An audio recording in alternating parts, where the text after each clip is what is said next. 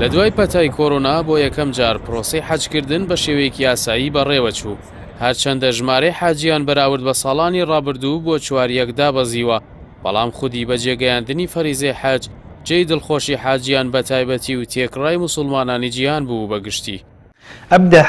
فهد بن عەبدوڕەحمان وەزیری تەندروستی سعودیا ڕایگەیاند پلانی پرۆسەی حەج ئەمساڵ لە ڕووی تەندروستیەوە سەرکەوتوو بوو، هیچ نەخۆشیەک بڵاو نەبووە و مەترسیەکی ئەوتۆ لەسەر ژیانی حاجیان دروست نەبوو.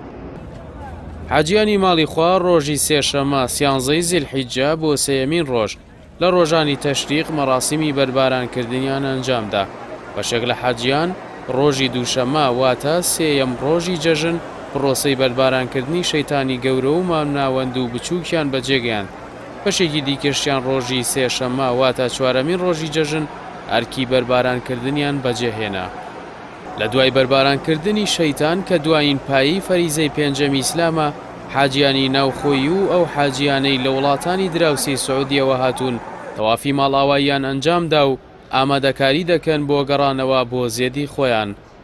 حاجیانی دوورە وڵاتیش لە چەند ڕۆژی داهاتوودا بە تەوافی ماڵاوایی دەکەن لەو خاکەی تێیدا تاوانەکانیان سڕدراوەچە و خەڵاتی لێخۆشبوونی خۆیان بەدەستهێناوە.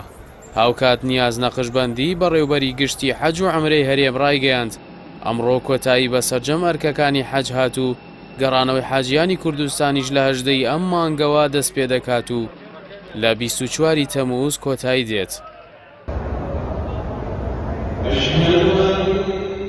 بە وتەی حاجیانی ماڵی خودا ئەو چێژ و خۆشحاڵیەی لە ئەنجامی بەجێگەیاندنی فەریزەی حەجەوە دروست دەبێت، جگەلەوەی بێوێنە و هاوشێوەیە تا کۆتایی ژیانیشیان درێژە دەکێشێ و بەردەوام دەبێت. دڵخۆشی حاجیانی ئەمساڵ جیاوازتر بوو، بەو پێی 2 ساڵی ڕابردوو کۆڕۆنا تەنگی بە فەریزەی حەج هەڵچنی بوو.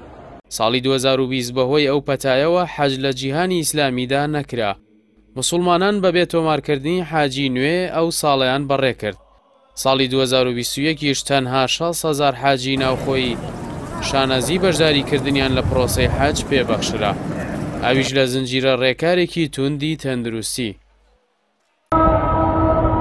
ئەمساڵ نزیکەی 1 ملیۆن حاجی بەشداریان لە وەرزی حەجکردندا کرد کە 150,000یان ناوخۆیی و نزیکەی 850,000یان لە وڵاتانی جیهانەوە ڕۆیشتبوونە شانشینی عەرەبستانی سعودیە.